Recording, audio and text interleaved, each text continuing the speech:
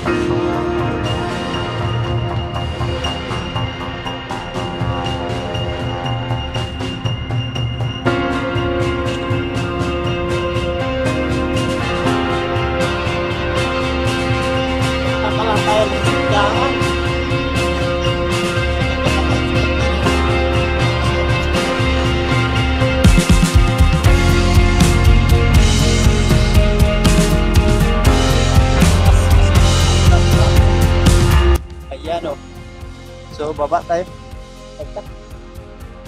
Estig na slide tadi. So yun. Island slide na naman. So at bangin sa gilid nyo.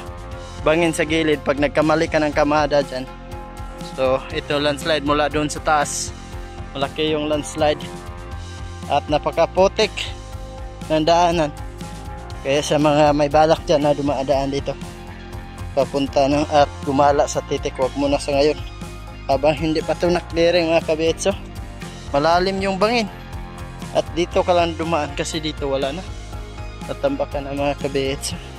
Hindi na madaanan pag hindi ito na-clearing, wala at madagdagan pa ng ulan. At dito ayan, malalim ang bangin. Yan na.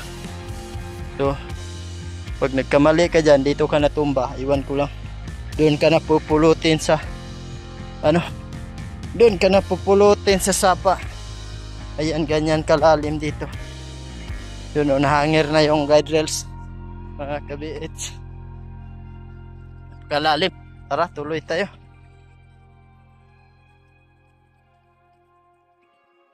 Baka delikado. Ayan, marami talagang landslide nang dahil sa malakas na ngayong ulan. At ano kasi dito, naglalaki ang mga bundok na kinating nila para gawa ng daan. Kaya madaling mag-landslide pag palaging umulan. So, sana ma-maintenance to. You know, landslide na yan lahat.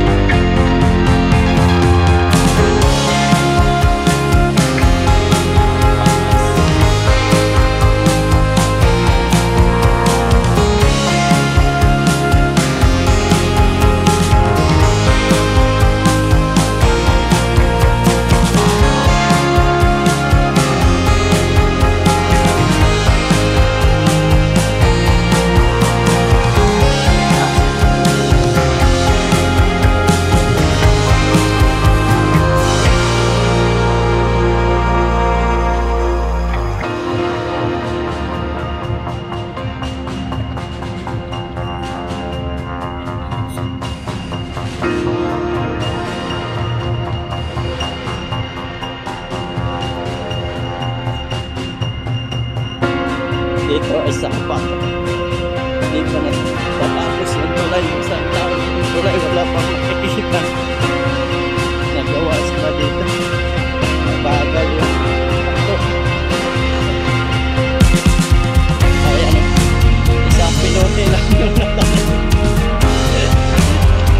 Isang pilote lang. Malalim ito, malalim.